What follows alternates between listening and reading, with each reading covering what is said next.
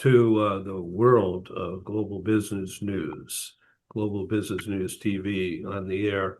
I'm in San Diego. Today is April 29, May 1 coming up. Wow. In Washington, D.C. area, Eastern Maryland, Ron Cooper is here. Welcome. And Fort Lauderdale, Florida, our keynoter, Philip Berry. Thank you again. And from Dublin, wonderful to have you. I'm so glad your schedule opened up. Joseph McGuire, facial expert. And here we are with face time. We better watch out. And Dr. Ken Lloyd in LA, San Fernando Valley. Welcome again. Thank you. This is about branding, rebranding, and marketing, public relations. Philip Berry and I have known each other since 1999, and he has spoken many times about so many products, all of them having to do with people and operations. And today, his focus is about crisis and how companies are being forced to change in order to maintain their position. Philip Berry, welcome. Right, thank you. Thank you very much.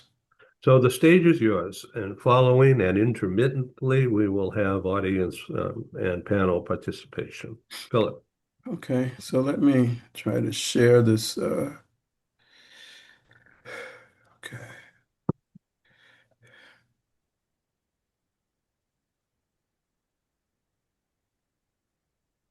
Um,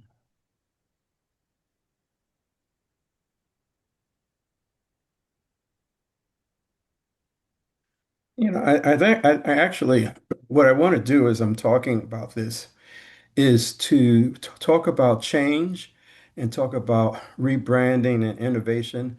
And also I want to talk about AI. I'm going to mix all of those together. And so I have a lot of material in here, but what I wanted to do was just to introduce this, and maybe it'd be about 30 minutes, and then we'll see if we can finish at that time and then get into a discussion. So that's why we're here. That's what we're going to talk about. And really, I like to look at this whole topic from the standpoint of branding and rebranding, and talk about it from also the standpoint of innovation, an art of reinvention, and which is really important for leaders and individuals as they're looking at how to develop and navigate their identity, change, and growth in a world that is rapidly changing. And as I go through this, I also am going to put this into a historical context because some people just think that all of this is new. But we have, as a world people, we've been involved in these type of changes before, but we haven't had the vocabulary to help us to navigate it through it. And so that's why when we talk about branding, some people are so stuck on branding, but which is like who we are, but who we are we are becoming from the standpoint of rebranding is really the most important feature. How do we transform the identity that we have for ourselves and for our business within this framework? And so therefore being able to put all of that together in terms of the aspirations that we have in our current reality for ourselves and also our products is really important. And so what I'd like to do is to look at it from the standpoint of three different functions that are really the hallmarks of rebranding in motion. One of them has to do with what we call identity misalignment. And that is that the current brand that we have, and if we think about brand as the way we position ourselves from a standpoint of our values and our behavior, and how we are interacting with others and how people identify us within that framework. That really is what branding is. However, individuals are going to a point of where the brand that they had doesn't reflect who they are anymore and also who the organization is or that they are involved in and that they're aspiring to believe, to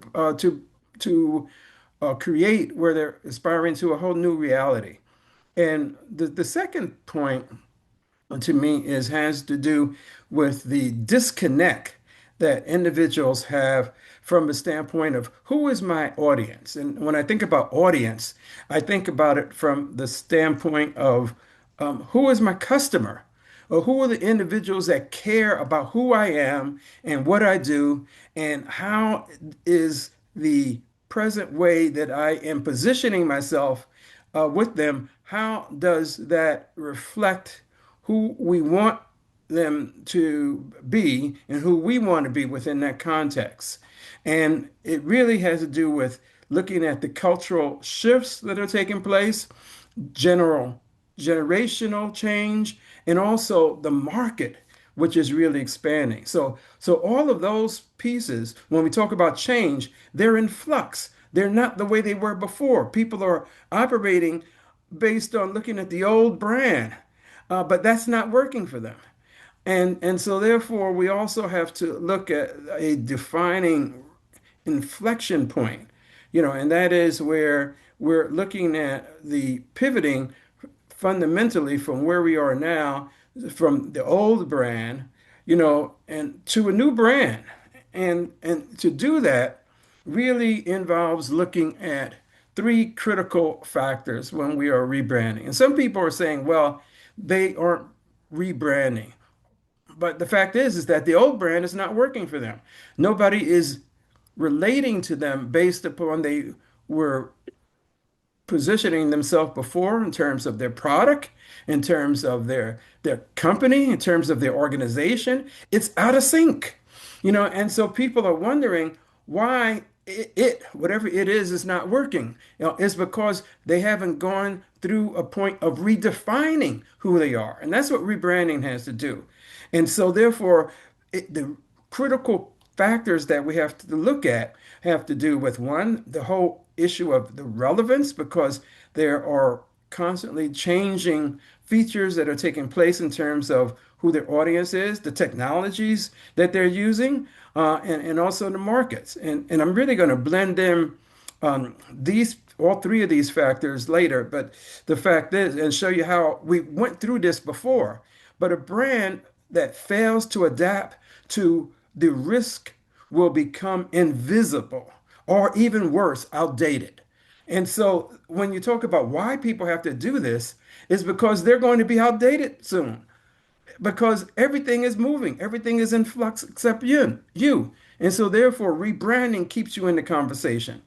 And additionally, one needs to look at it from, how do I competitively differentiate myself from the way I was before to the way I want people to see me now? So rebranding sharpens your unique position, because there's a crowded landscape that's out there. A number of other people are coming into this, not only domestically, but internationally. I look at this in a global fact, in a global matter at any rate, because if you're just looking at it from the standpoint of your individual country, then you really are losing already. So what you want to do is to signal some type of momentum, and an ambition that is going to move you so that you're creating new value. And this is how you create trust, because rebranding helps to rebuild the trust. It creates new awareness and accountability, and also it outlines a clear new vision that people can rally around. We heard recently that Tim Cook just decided to retire from the position that he was in. But when you think about how he took over the company, and also as we look at what the new company is going to be, there's a heightened awareness that needs to take place from the standpoint of rebranding.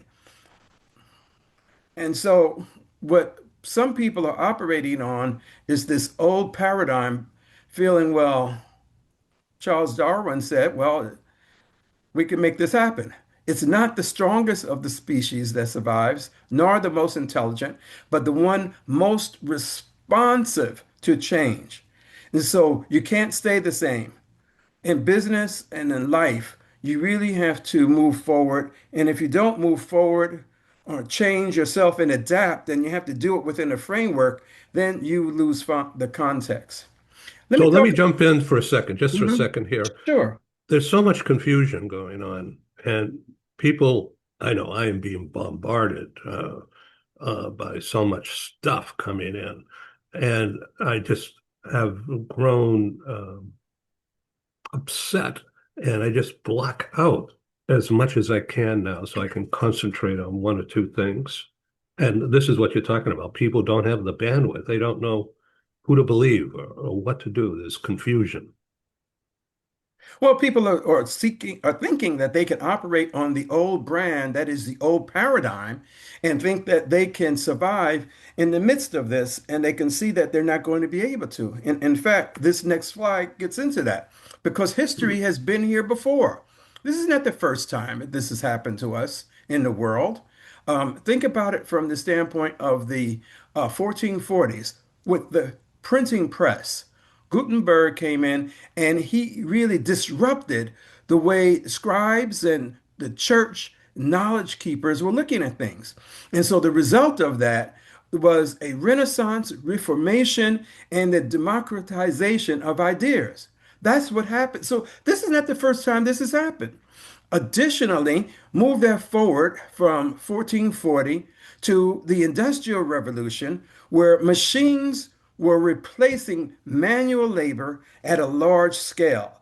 Societies were convulsed. Then emerged the railroads, modern cities, and explosion of economic opportunity. Well, this is what happened when you looked at the world from the standpoint of the 1760s to the 1840s. So that's why I'm saying what you're facing, people have faced before. And then think about this, if you can remember, the internet, the 1990s, the web dismantled entire industries overnight. Those who adapted built entirely new categories, whether it was e-commerce, social media, the gig economy, global connectivity. All of those are new words. So now we have to get into a point where we adopt and adapt ourselves to the new type of way we need to define ourselves. And that's what AI is doing right now. So that's why when we look at AI is beginning to replace the old way. Some people haven't even adapted to when I say the old way, people saying, well, internet, I haven't even learned that yet. How is that old? But we have to adapt and move forward because these type of things have come in place before. And so that's the pattern. That is that every era of disruption rewarded those who rebranded their thinking, their skills, and strategies to meet the new reality head on. And so the challenge that you talk about is, and it requires people to adapt in a way that they never could before because they're operating in the old manner. Look at how rebranding, in fact, transformed. I'm just putting three examples in front of us just to show us how change can come about.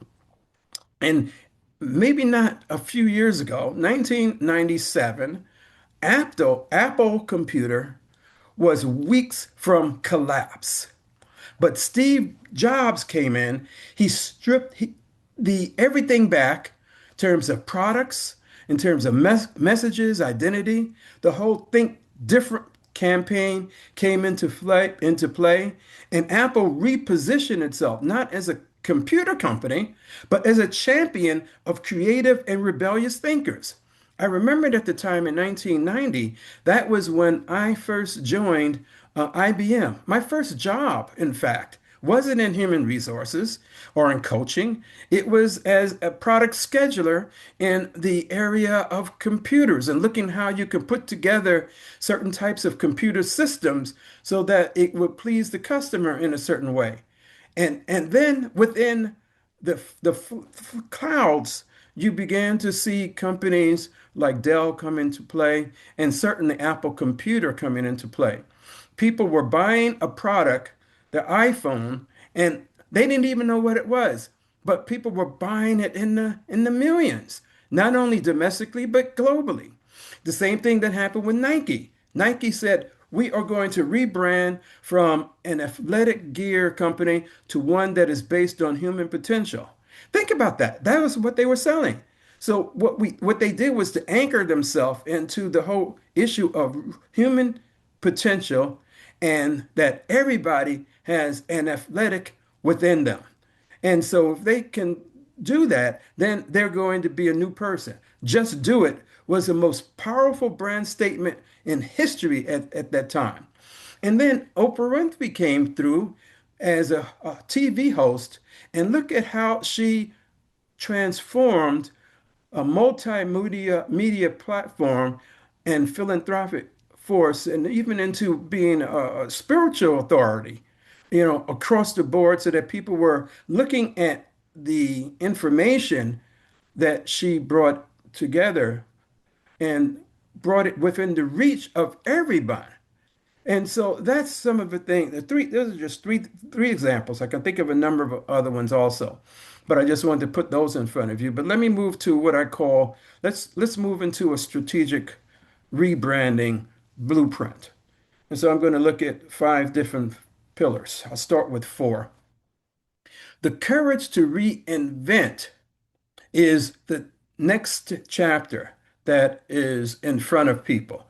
We have to understand that it's not an act of desperation, is an act of strategic courage. In fact, when you think about Globe HR News and what you're doing and what you were doing 1990 and how you have made that leap not because it was in desperation, but it was an act of strategic courage. And so now, what one has to think about for all of us who are on this webinar, you have to think about what is the strategic act that we need to create in order to move forward.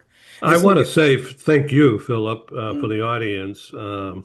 You were the one, you were the inspiration back then to me to think bigger and move on from the relocation magazine approach to area economic development into a more holistic approach of aiding regional economic development. In other words, job creation and then the need to bring people in and then find them housing and get them productive right away. That's called the relocation industry. And what you told me to do is to find a way to go global. oh, And that's exactly. how we came up with the product name, Global HR, and then news. Exactly. Thank you. No, no, no. Thank you. Thank you for that acknowledgement. And I think the fact is that when you think about it, we have to have individuals know what their why is. I mean, anchor every decision into a clear, compelling purpose that makes sense. We have to tell the story boldly. That's what you're doing right now. That you're starting your own evolution, by looking at how we can tell this story and that in every act that we make, has to be anchored in that. And then we have to also listen more to the audience. All of us need to understand who is our audience, what are they looking for, how do we use data to help us with this? And this is the magic, actually, of AI, because AI helps us to understand and listen better because we're getting information in different forms. The only thing like if I break it down to the science, and that is that what people were doing before, they were using the internet in various ways in order to get information and to get intelligence. Well, AI does that also. And that is how we help us to position ourselves for the long game. So it's a process, it's not an event. And the question is not to say, well, we'll never evolve, but what we want to do is to lead the evolution or be swept away by it. let me go a little more detail into some of the 4, 5 pieces that are key to this. And that is developing a strong sense of your core identity is important. So, what I say to companies that are in the relocation business, and I relocated a number of individuals in the 60 countries that I had responsibility for from an HR standpoint. But what I did was I moved the paradigm a little higher to say, how can we move individuals who can understand the culture that they're working in, can get their families to adapt to that, and how can they differentiate themselves from other people who are working in the company. If you move from one place, how can you differentiate yourself so that way you go back to not to the company, the company that you came for, or rather the country that you came from, but you are able to move to other parts of the world because you have differentiated yourself authentically and in a way that makes you stronger. And we need to, as a result of these moves, we say to ourselves, well, what is the deep audience insight that we have? How can we research so that way we can understand the evolving needs that people have based on not their way of looking at the world, based on language, based on aspiration. The brand that ignores the audience is just a costume change. And then, thirdly, what we need to do is to have the competitive and cultural context understood so that we are able to really understand the white spaces, understand the landscape. What signals are competitors sending to us? So that way we can understand how to rebrand ourselves in a very distinct way and What move do you mean ourselves. by white space, Philip? Excuse me for interrupting. People know, people are always looking at this is where like sitting in language is so important. And that is that understanding what is that people aren't telling us, but how are they behaving that gives us some insight into what they really want and what they want to do. That's the white space. Like some people, and that's why it's so important to be able to distinguish oneself in a marketplace because we're looking at what are the dots, but what's in between those dots, and what is it that we can learn from that? And then, for example, I think of a situation where I was working overseas and in Brazil, and one of the things that we learned is that even though a lot of change that is taking place, not only in Brazil, but in a few other countries in Africa, where in Latin America, where cities were growing, what we forgot is that there are other places that people are existing and behaving, and they need products in those ways, and companies that can identify how to create products and get products to people, as opposed to feeling, well, they have to come to the major city in order to consume our products. Those companies that are understanding those white spaces are the ones that are going to be strongest. Another white space that people are beginning to think about, and this is where AI really helps us, and that is getting information about consumer behavior. And behavior of people is not just to have a phone where I can just talk to you and you can talk to me, but to understand the white space was that people want to also understand, they want to listen to music, they want to get research, they want to look at videos. All of those were white spaces that companies weren't looking at in the beginning. But then when they began to look at it, then you could see the products change because now we have an iPhone or an Android that has all the functionalities, multiple aspects of functionality, which were white space before. Now, with this product that I have right now, which is Meta, what Meta is looking at and saying, well, people don't necessarily like holding this device in their hand in order to communicate with somebody. They don't necessarily want to be able to um, listen to the music in that way. They don't want to hold it. They don't want to understand time. They don't want to have to go somewhere into a computer to understand something, and sit by a landline. These meta glasses help me to do all of that without moving from wherever I am, but it incorporates all of the functionality that I would be craving for into just a very one simple, small type of device. That's the white space. And then a rebrand also consistently looks at multi-channel execution because every touch point is important. Your visual, verbal, behavioral, all of those are touch points that individuals have to have with the consumer, whoever the consumer is, that we didn't have before. And then we have to have the type of internal alignment that we crave. That is that your team, your brand, all of the people who are in your circle, they have to believe that the brand will work before the world sees it and become internal champions of the most. They become internal champions and they are your ambassadors, to what Philip, you're doing. behavioral. Define what you mean. Does that mean what I do? What I do, what I think, how I express my values, for example, that and my values help to determine what my movement is going to be, what my decisions are going to be, what I will like and not like, how I would like it, who I like, where I would like my product.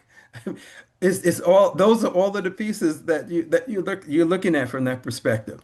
So Thank it's a, you. it's a multi, that's why I say it's a multi-channel way of executing what you want to do. And so sometimes what happens is that we're not reading all of the signals that are out there because we're not taking into account all of those features. I remember in working with a few companies, they were reluctant to adapt themselves to the internet because they were saying, well, the consumer is not going to go into social media in order to understand what our product is. They'll understand what my product is by going to the store. Well, what happened is that all of those companies started adapting themselves, and so they had individuals who were brand ambassadors in different ways by getting information from the internet that they couldn't get by just waiting to go to a store and watching brand movement of something. And now oh, what AI is doing for us, in terms of helping us to understand and get data in ways that we couldn't get before. And as I move towards closing on this, I, I'm saying that the journey of rebranding really starts now. Every person that is on here can say, let me assess where I am today. Let me begin to look at the market opportunities that could come as a result of that assessment. How can I define a unique value dimension? How can I craft a compelling story and then execute with consistency and visibility? Very simple, 5 steps to rebranding. So that way, you also are ensuring that AI, for example, is your ally because you can continuously refine and elevate how the world sees you as a result of that. So those are the main pieces that I wanted to lay out. And then what I wanted to do was just to have a conversation. I wanted to do that in 30 minutes, which I think I did. And what I wanted to do was to have us talk about that within the context of this discussion. Thank you very much. I want to introduce Andrew Ellerman, who joined us from a Oh, London area. I think you all hi, know Anna. him. So Andrew climbed Mount Everest and swam part of the English Channel and has done so many things for charity. It's wonderful to know you, frankly.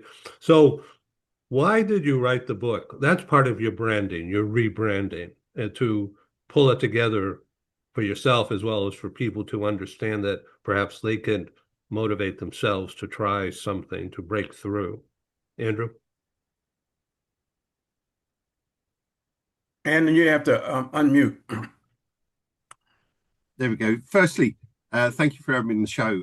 Philip, I love what you're saying. I this morning, I was at an event this morning and it was all about AI, but actually I wrote down what they were saying. It's redesigning AI to enable work with inclusion in mind. And I was blown away by the way they're saying, well, if you can bring AI in, how do you include people into this within your organization and what kinds of people? You have to include everyone, right? And inclusion's a big thing, a part of the D&I side of things. And it's just relevant that I've come on your show and all of a sudden you're talking about AI is the next thing that we need to embrace, but we also need to not ignore. I think, I think from my perspective, it's either adapt or die, right? So, and what you've just said was so relevant. It's good timing, I think, just coming onto that show. But going back to what you asked, Ed, because I don't want to hijack your show, because I think what Yes, Philip's saying is very, very important, very important. I wrote the book 10 years on from the earthquake experience I had while trying to summit Everest.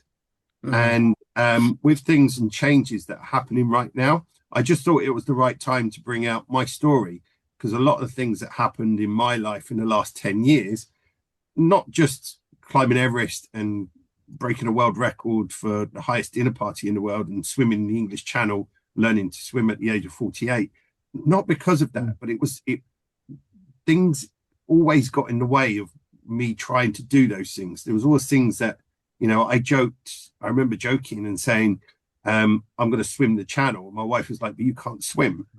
And I was 48 years old and I was like, how hard can it be? I've just got to overcome my fear, learn to swim and get fit enough. I joked and said, it's not like I'm going to get caught in an earthquake like I did on Everest. Well, I got caught in a pandemic. So, I had to eat my words. But I think when you're looking at like these things, what you're talking about, Philip, there's always curveballs. There's always things that come along and you need to be prepared for those. We can't, AI is the next big thing. It's not the next big thing. It's already here. It's already happening, right? And it's evolving on a daily basis. It's the quickest thing we've ever seen to evolve out of all those things that you showed on your page. But what's interesting is, there'll be something else in the next 5 years. There'll be something far more greater than what we're talking about now, right? And right. You cannot see that because we live in the now, not in the future. And you can't do what you did in the past now, if that makes sense. So it's how do you adapt? How do you adjust? And how do you become resilient to a degree to take on these new tasks? So thanks for inviting me on the show. I think I joined just at the right time as well. Oh, it's wonderful to have you, believe me. And Joseph McGuire from Dublin, facial expert, negotiator par excellence. Yeah, I'm always inspired by listening to Philip, and I knew a little bit about Andrew's story, so I'll have to look at that in more detail because that's quite inspirational. And certainly, as somebody who can barely swim, I may need to take lessons. We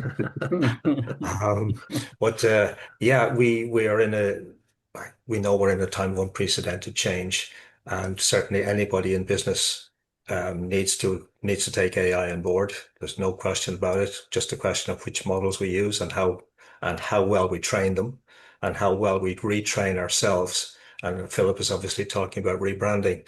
And there's no question either that we have to rebrand because the world has changed so much. And I suspect the changes that are coming are going to be greater than anything we've seen already. And certainly in my own world, I'm seeing I'm seeing huge amounts of change in business. And like one area I was very much focused on was executive interviews, and that's just fallen off a cliff. Mm, Completely fallen off a cliff because I'm seeing more companies firing than hiring. And a friend of mine recently posted on LinkedIn, actually 2 days ago, that she'd been hired by a company. She's been looking for work for a long time. She just posted that she's been hired by a company. And when I got off the internet, I just saw some news headlines that that particular company has now announced that they're firing 700 people. mm, So we need to be very, very adaptable. And AI is obviously an integral part of it, because if we train it properly and if we're intelligent enough to use it in the way it can be used, it's going to be of immense value in cutting out a lot of tasks that could take a lot of time. It can make a lot of structural things happen a lot more effectively, a lot quicker. But I'm seeing also so many companies where they're paying lip service to taking AI on board, and certain sections of the company are taking it on, but often the higher levels, the CEO, C-suite, are not engaged at all. mhm. And that's going to be problematic down the road. Well, so many CEOs are already reporting that they're burnt out because there's so much work and information coming at them that they're in overload already. But if they don't embrace it fully, I suspect a lot of companies are going to crash, quite frankly. I'd love to hear other people's views on it. Joseph, let me quickly ask you before we move on to Ron Cooper. Uh, is that person that you mentioned, was that person included in the firing? Or was he or she hired and kept because they knew the firings were coming? I haven't messaged her yet to check that, Ed. I'll be messaging her later. Um, I didn't want to dive into it straight away because I Mhm. thought it just might be a little bit too stressful for her, but I will be checking on her. Ron? I'm totally on board, Philip, with what you're saying in your presentation. I think there's a couple of thoughts that come to mind is as we rebrand, I think there's some things that about us that will never change, and that's values, our foundational principles on life, how we value people, and so forth. But the method in which we get that branding to people, obviously we need to adapt to whatever the methods are to get that out. I'm thinking of Andrew Elliman, whom we interviewed for our podcast just a few weeks ago, told us about the different things that he did and is thinking of doing. And I'm not being flippant in what I'm saying, but I mean it that Andrew could be thinking, well, who cares? Well, Andrew's target market cares about what Andrew's doing. He provides hope to people. Well, how can he get the message out to people, and what can he do to provide hope for people? And All right. the way he's marketing himself, the things he's doing that seem to be beyond human capabilities, well, that's providing hope to people. Andrew, I'm still in awe of what you do to get your message out in a charitable way to people who matter to you.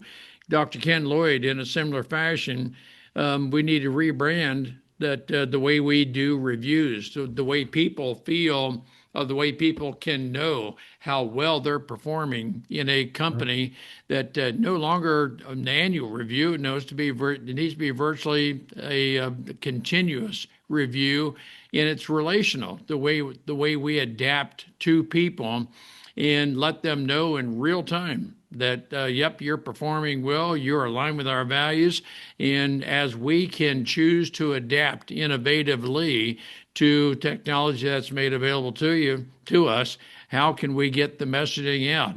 And Joseph McGuire, as you are relating to people and as we're identifying with people and what we're going through, I think of in the context of values, our purpose, our mission and values, and purpose and values and so forth.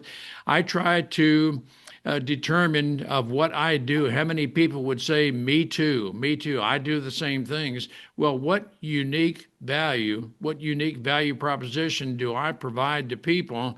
And I would hope that I can narrow that down to very few people would be able to say, me too. I provide a value to people that is very differentiated from others, albeit we share the same values. Somewhat of a long answer, Ed, to what Philip is saying, but those are some of my takeaways of what Ed is espousing, to what Philip is espousing. Ron and Marty Cooper developed and run the cooperculture.com. Go check it out. Ron comes from a military top level background, Top Gun guy, fighter jet pilot, 300 missions, survived. The planes all came back too. It's a miracle. And you got a great story about branding and surviving and what it takes to get there. And Ken, how are you rebranding yourself as you go from the recent book into the next book that's not yet published? That's a good question. I do want to back up just for a second and thank Philip for this presentation. I think this is a roadmap really for survival. Because if we don't get on this path and recognize the power and impact of AI, we're going to be left behind. And at any age, we have an aging population, and it's very easy to be looking backwards at the way things were done. And it's so wrong for people to be doing that. And your approach really says, look, here's the reality, here's what's going on, and here are the actions you can take to not just survive, but to thrive going forward. And you're not limited by anything but yourself. And, we have artificial intelligence out there, but respect our own intelligence to do something with it and about it, to apply our intelligence to it. Look, we know in psychology, change is stressful. The greater the change, the greater the levels of stress. And that's part of the reason for some of the resistance to the changes that are going on in society and in the world today. But frankly, we have to recognize that, all right, it is going to be stressful. What am I going to do about it? How am I going to manage that? How am I going to really thrive with it? Because frankly, we all have stresses in our lives every day. That's normal. That's called life. And frankly, at the same time, if we have no stress, we have no life, literally and figuratively. So it's going to be there, accept it, thrive on it, and use it to build yourself and build your brand and your effectiveness and your whole sense of self-worth and value. The opportunity is there. And Philip, you're giving people, again, a real good set of tools. Okay, how do I carry myself going forward? And it's an eye-opener. And I think that it's very important for people at all levels of an organization to hear what you're saying, because it not only applies to their brand in the world of work, it's their brand in life. Who are you? Are you still stuck in some ancient era? And ancient now can be 5 years old, 5 years of the past. And you hear somebody saying, "Oh, I'm pretty technical. I use the Google." Oops, that's all you have to hear. Guess what? So the point being, very, very effective. And Ed, you had asked about the two books. The rebranding is a rebranding, as was just alluded to, of the process of evaluating, of performance evaluations. It's got to be rebranded from this ancient, archaic tool that throws people information about their performance over the past year, which is typically outdated, inaccurate, and downright annoying, to branding it as a tool that can help employee growth, development, and success, and the same for the organization. If we're talking about performance evaluation, here is an approach that actually will improve individual and organizational performance. So that's a rebranding of that approach as well. Yeah, that's very true. Thanks a lot. Philip?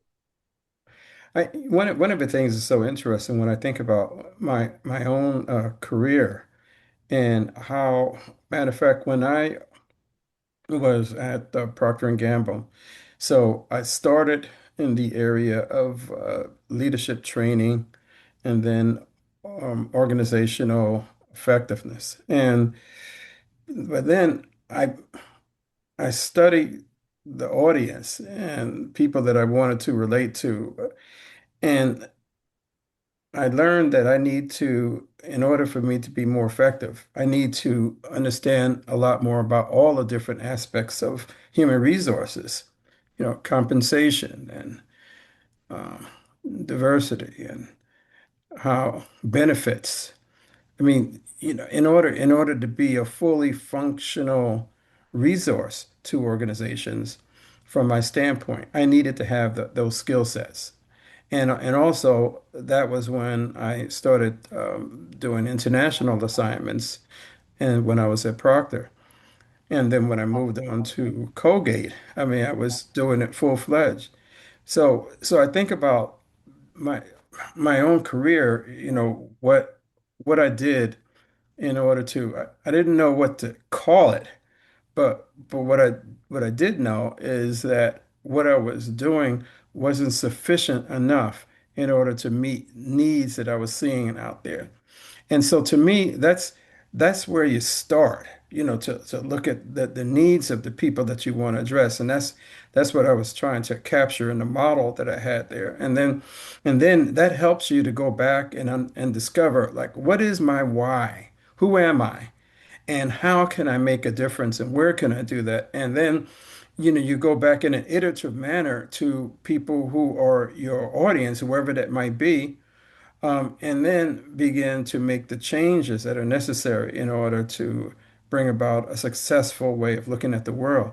Like the reason I just wanted to say those pieces is because sometimes we try to, just like you were saying, in fact, all three of you pointed the fact that we're in, there's going to be a continuous change that's taking place.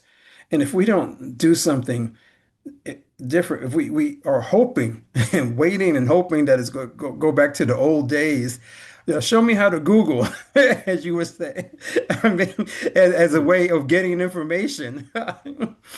We're losing. We've already lost because we're looking at it in from a behavioral standpoint, which is already antiquated. So how? No wonder we're not up to speed. And the last thing I want to say on that is this: is that there is a lot of talk that people have about jobs going away, but that's why I wanted to put into place like those three different points in time. Like when the scribes were republishing information in a different way in the 1440. I mean, nobody was looking at it like that, and then the Industrial Revolution brought about a whole different change. And so we're at a point where there's definitely a change that's taking place within the context of whatever job that we're doing. If we don't try to reimagine our job and value in a different way, then we're going to be lost. We can't just tell organizations, well, we're not going to do AA because jobs are going to go away. Well, I think that those of us who are thinkers, advanced thinkers about this, we need to help organizations to rethink how they can utilize the skills of people in a different context, as opposed to the context that the old way that they were doing that job. Like one small thing I'll just say about that. I remember working with some people in the marketing area. And and in order for people, so we would hire marketing people, but then in order for marketing people to really understand their job, they had to become commercial people. They had to be like salespeople. They needed to understand a lot more about how the market is moving. So that way, when they would go back and market and create commercials or whatever they're going to recreate, it's because they had a first-hand look, at what was happening with people's behavior in the marketplace. Like I remember that when I would go on we used to call them budget reviews. And a number of you probably been on those. You're part of the senior team, and you're going to the country and doing a review, about how their products are doing and what's sales like in this particular area, how we doing market share. Our team would go to the supermarket first before we had those meetings. So that way we could see what was happening in the stores, and how people are making decisions about things. So then we could go back and then everything made sense in that way. So we've lost the context of staying in touch. And I think that's something that, and in fact, in line with that, when I was just reading 2 days ago an article about Tim Cook and saying what was the most important re- inf- intervention that you made when you think about how the products were moving. He said the first thing that I would do in a day, I would read all of the customer feedback that was coming in and listen to what customers were saying, whatever, see, good, bad, and different. I would listen to that. Then I would go out and I would make the changes based on that. Well, that's how he grew. That's how he grew the company, from 30 whatever million to so many billion, because he was listening to the customer. That's how we do it. Okay, so now let's talk about companies as a learning center, a university, if you will, to teach new skills. It doesn't matter what my college degree was in 45 years ago. So what skills do I have right now that will help the company, whether it's my own company or your company? Skills learning and then application. Philip. I mean, certainly there are new skills that come about. I think that's where we have to study what are the needs that people have in terms of how they're approaching their work and their task and their activities. And then I think the most important skills are skills, that you can combine a way of looking at the world and looking at work, and looking at how you are functioning within that framework and to see if is there something that's different that I need to apply. And that's why I like interdisciplinary type of training that would take place on the university level, because universities that do that, in fact, I just was appointed to a committee with. I started out in community college, so before I got my two master's degrees, I started in community college, and I went back to that community college and was looking at the role that this particular college, Manhattan Community College, was looking in training professors and also training students who wanted to have international assignments. So I was appointed to this committee looking at how we can reimagine the curricula and also the type of jobs that people would go into based on that. And so we're going to go about that, but with a whole new endeavor to reshape a number of the ways, to your point that you're raising, to reshape the curricula and also to help students. Matter of fact, I think it's important for students, like they said, well, people are going to international assignments. And so they got a lot of money to do international assignments. And so then what I lectured to them on is that how can you take an international assignment and turn it into a global career? So not just go into a country and say, oh, I went to Paris, had the Champs-Élysées, or I like this and that, all the things that people fantasize about when they go to different places. I went to and in India, Taj Mahal, all of you know better, as well as I do. But how can you therefore go back after your international assignment and then say, what other courses do I need to learn about? So if you went over to the England or the UK or whatever, how can you learn about the whole landscape that was taking place on that whole aspect of the continent, historically? How can I understand the history of that area? So that way I can really appreciate why things are set up. How can I understand art and the type of art that came about? How can I understand the reading that took place? People need to understand this before they get into all this other stuff. Ron Cooper, tell us how you and Marty Cooper are designing workplace changes while keeping a psychologically safe environment for discussion and skills, upskilling, reskilling. I think to incorporate what Philip is saying and a lot of the overall tenor of this conversation is the concept of innovative thinking. And as we are engaged in innovative thinking, we want to be hungry to learn. And if I have created a culture where I encourage innovative thinking, which from my way of thinking, not every innovative thought is going to be successful or warrant moving forward. I need to create a culture that not every idea is going to go forward or will be successful. So we celebrate, so to speak, failing, but we're failing forward. What did we learn from whatever didn't work correctly? And as we learn together and as we have a psychologically safe culture, we can learn from each other. And that sharing of information needs to necessarily be a part of a culture to where I'm not threatened by you, Ed, or anyone else on this program. By sharing information with you, I don't feel that I am threatened by you someone advancing you beyond me.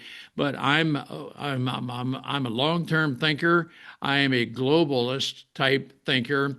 What is good for the company I'm working with? What is the greater good of everything that I'm thinking? But as I have developed as a leader a culture to where I can engage people in innovative thinking, and together we're all advancing with the concept that, yes, what do my customers need? I want to help create that innovative thinking, and I want to be very perceptive of and likely many of my customers will not be able to even articulate what they need, but I can, through conversation with them, developing trust, I can help them articulate what their needs are, because I'll make known to them I use the term frequently, what the art of the possible is.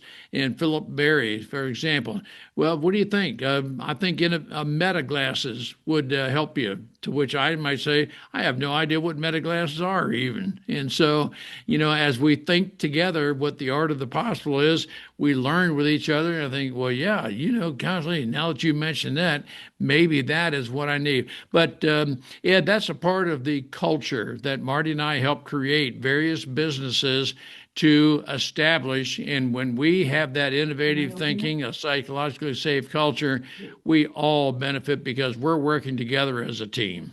So, Philip, how do you prompt your meta glasses? Do you blink? Hey, Meta, take a photo. Just words, yeah. If you saw that, there was a little blink over here, Yeah. and I took a picture. Wow, That's that's how interesting. this is just like you asked how to prompt it. So, as we come to a close in the next few minutes, I'll give you my last two words. Yeah. I know we're closing.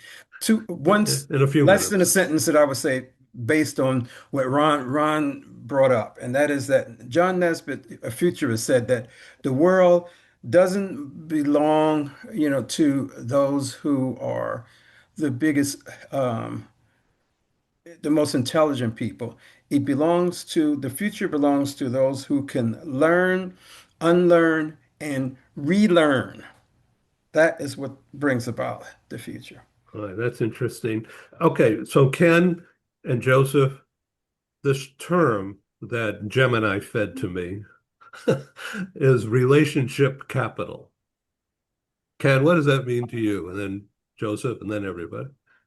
To me, it's in a word, it means the additional value that is accrued by building strong, bona fide, honest relationships with the members of your team. And it's worth more than just having a group. If you have an actual relationship, there's something much stronger and generates far more positive and measurable results, hence capital. That's how I would see it. Joseph? Yes, I do wish I'd had my hair done for Philip's photo, but he'll warn us next time. Yeah, Ed, I'll send this to you in the text when we get out of the Oh, well, great, great. Yeah. It's being produced as we speak. Andrew, I love your slide from years ago where you were traipsing up 7 Everest. steps. 7 Somebody steps. took that picture, but not with a meta glass, I'm sure, at that time. But there you were with this big, heavily backload thing and the 7 steps of survival. I know you're not prepared to talk about that right now, but you lay out in detail what it takes to plan a major thing. And this is what people need now. In summary Yeah, of what everybody's been completely. talking about, people need to know what to do and when and how. And Completely. And yeah, I've really enjoyed the conversation today. It's been really interesting. And when we were talking about AI, I have to say, you hear so many people saying, if you don't jump on the AI bandwagon now, you'll be out of a job in 5 years, etc. And AI is going to replace your job if you're not careful. Well, I don't look at it that way at all. And I think it needs to have a positive spin on it to get people to understand what AI really is. So take my job, for instance, like my job, I'm busy from the minute I wake up to the minute I go to bed. If you work in global mobility, you work all hours, right? So rather than look at AI replacing my role, what I look at is like, how is AI going to help me to take away all those bits that get in the way in the daytime to allow me to do my job efficiently and correctly. That's it. And there was an example. I'll use an example. It's not my example. I saw it on YouTube. If you YouTube it, you'll see it. It was a TED talk. And there was I come from a sales background. So I help companies to, I help the company I work for to produce sales with the teams. But there was a guy in America that got on stage and he blew me away with what he said. And he said, the average salesperson does 90 minutes of sales a day. Like, and I thought that's got to be rubbish. I start in the morning, and I don't finish till late in the evening. But what he did, he broke it down, and sales for him was face-to-face meetings, whether it's on screens or whether it's in person. But the interaction you have directly with someone like we are now is the most important part of your sales process, because it's when you might get a yes. You're more likely to get a no, be realistic, but the no's will lead to a yes, right? So 90 minutes a day. Now, he did this study across many different organizations, and every organization did a study within their company, and it worked out 90 minutes per day that they did actual face-to-face sales. The rest of the time was research. The rest of the time was getting proposals out. The rest of the time was putting costing together. Like, now, he had, I think the company was, I won't say the name of the company because that's probably wrong of me to say, but he said this company, very big organization, you all know the name. They came to him and said, over the last 5 years, our sales has gone down, down, down, down, down. Like, and we are looking to scale back, get rid of some of our sales team because it's just not working. And he turned around to them and said, you're looking at this wrong. It's not your salespeople that are failing. It's just the time that they're getting to do sales. And he told them they're only doing 90 minutes a day. And they said, no, that's rubbish. So they did a month trial, come back, and it was right. They were only doing 90 minutes. So he said, right, okay, free them up the time to do 3 hours a day and see what happens. A year later, they made more figures than they'd made in the last 5 years because sales had an option to get in front of people to talk. Now take this to AI. What I'm thinking is, if AI can do a lot of the things that I get in my way of getting on screens and talking to people, imagine if I could use AI to take that away, and the amount of extra time I get in front of people, my sales will go through the roof. So it's how you look at AI and how you position that to, rather than think, oh, that if I'm not careful, that's going to replace my job. Maybe I need a different job. No, just look at how it can enhance your job, make your job slightly easier, Hmm. but also give you the time to do your job correctly. That's what I would say. Reading the white spaces. That's what he's Yeah. talking about. That's Yeah. great. Yeah. I have to go and I have another meeting, unfortunately. But this is a great conversation. I've enjoyed it quite a bit. And Thank you. I look forward to seeing all of you again in another podcast. Thank you so much. Please Thank come you, Philip. back. Thank you Okay. all. Take Thank care. you, Ron. Thank you, Joseph. Thank you, Yeah. Ken. Thank you, Andrew. Philip, Yes, definitely. magnificent. Thank you so much. Thank you, everyone. We're going to want to go Thank deeper on some of your points, Philip. Yes, definitely. I need you to come back. Okay. Thank you so much. Take care, everybody. Okay, ciao. Thank you Bye. all. Bye-bye, everyone. Thanks Ciao. all. Thank you.